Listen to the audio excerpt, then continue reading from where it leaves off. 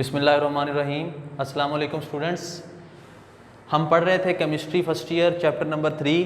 पिछले लेक्चर में हमने प्रॉपर्टीज़ ऑफ गैसेस डिस्कस की थी। आज हमारा टॉपिक है प्रॉपर्टीज़ ऑफ लिक्विड्स। लिक्विड्स की प्रॉपर्टीज़ डिस्कस करते हैं हम। सबसे पहले शेप। जी, लिक्विड्स की शेप होती है कोई, गोल या चौरस या लंबा या छोटा। लिक्विड इस तरह का होता है? नहीं, लिक्विड की कोई शक्ल नहीं होती। Liquids have no definite shape, they take the shape of the container in which they are placed. जिस बर्तन में आप डालोगे ये वैसा ही हो जाएगा। कप में डालोगे तो कप जैसा हो जाएगा, जग में डालोगे तो जग जैसा हो जाएगा, और ग्लास में डालोगे तो ग्लास जैसा हो जाएगा। कोई डेफिनेट शेप नहीं होती। हाँ, वॉल्यूम डेफिनेट होता है। कैसे? मसलन 1 लीटर का ग्लास है, उसमें आप 2 लीटर पानी डाल सकते हैं? नहीं, 1 लीटर के ग्लास में 1 लीटर पानी आएगा। ठीक है, तो वॉल्यूम इसका डेफिनेट होता है। तीसरी चीज इसकी आ गई जी डेंसिटी। लिक्विड्स की डेंसिटी, लिक्विड्स भारी होते हैं, वजनी होते हैं जी।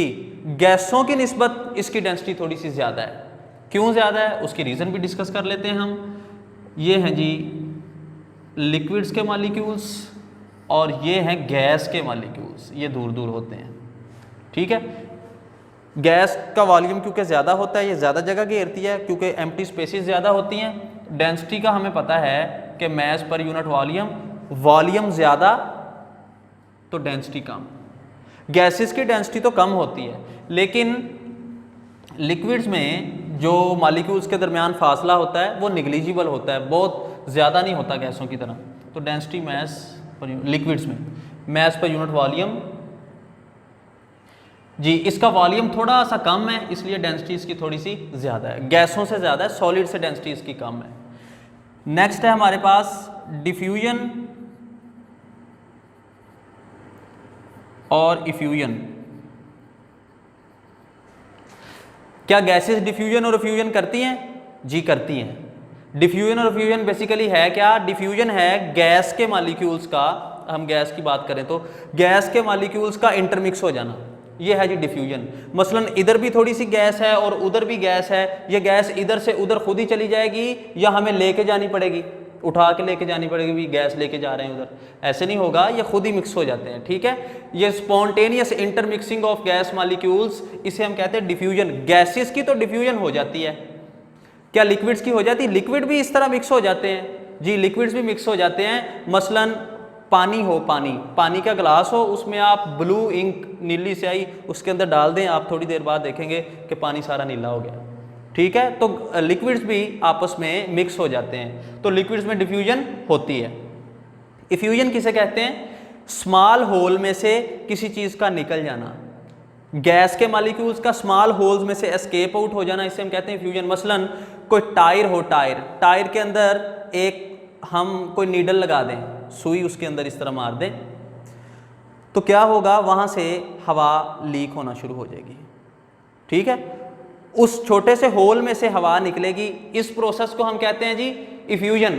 क्या इफ्यूजन लिक्विड्स में भी होती है? जी, लिक्विड्स में भी होती है। ये देखें, हमारी बॉडी पे छोटे छोटे पोर्स होते हैं, ये हमारे हाथों पे पसीना आता है ना, बेसिकली ये छोटे छोटे होल्स होते हैं, उनमें से पानी निकलता है। तो ये छोटे से होल्स में से मॉलिक्यूल्स का निकल जाना, यही तो इफ्यूजन है। तो लिक्विड्स में भी इफ्यूजन भी होती है और डिफ्यूजन भी होती है। Next, intermolecular forces. गैस के क्योंकि मॉलिक्यूल्स बहुत ज़्यादा दूर दूर होते हैं, इनमें इंटरमॉलिक्यूलर फोर्सेस बहुत वीक होती हैं। इनमें इंटरमॉलिक्यूलर फोर्सेस फिर भी स्ट्रॉन्ग होती हैं, सॉलिड से थोड़ी सी कम, लेकिन गैसेस से ज़्यादा होती हैं। नेक्स्ट है इवेपोरेशन। लिक्विड्स क्या करते हैं? लिक्विड्स को आप ठंडा भी कर सकते हो और इन्हें आप गर्म भी कर सकते हो।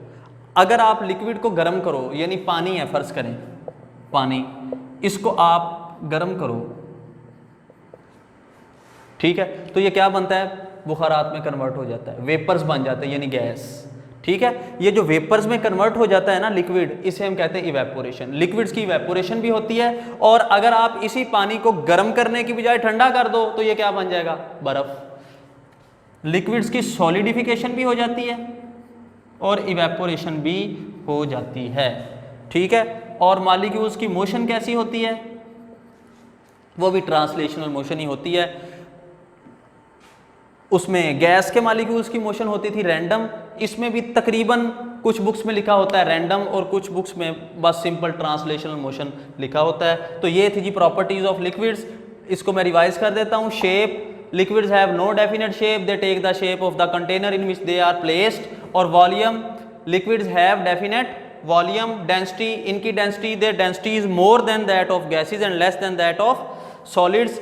गैसेस अपने like gases, liquids can diffuse and effuse. Intermolecular forces are intermediate between solids and gases. Evaporation, liquids can evaporate, or solidification, liquid can be solidified by decreasing the temperature.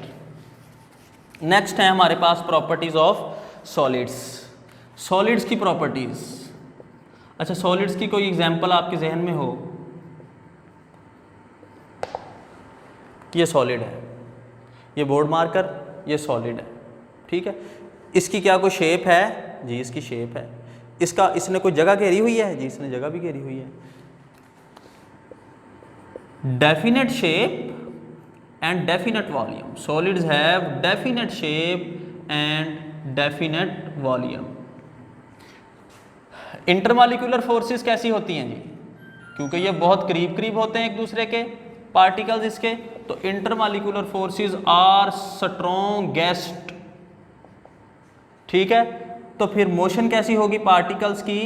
ये क्योंकि बहुत करीब करीब होते हैं तो ये अपनी जगह के बस आगे पीछे टू एंड फ्रो मोशन करते हैं। टू एंड फ्रो मोशन को क्या कहते हैं हम? वाइब्रेशनल मोशन, ठीक है जी, वाइब्रेशनल मोशन। ये थी प्रॉपर्टीज ऑफ सॉलिड्स। क्योंकि इनमें बहुत ज़्यादा क्लोज्ड पैकिंग होती है इसलिए ये वाइब्रेशनल मोशन करते हैं। इसको भी मैं थोड़ा सा रिवाइज करवा देता हूँ। Solids have definite shape and definite volume, और intermolecular forces are very strong या strongest because particles are very close to each other. और motion as particles are tightly packed so they can only vibrate about their mean positions. ये था जी आज का lecture हमारा, properties of liquids and properties of solids. इसको revise कर लेंगे। शुक्रिया।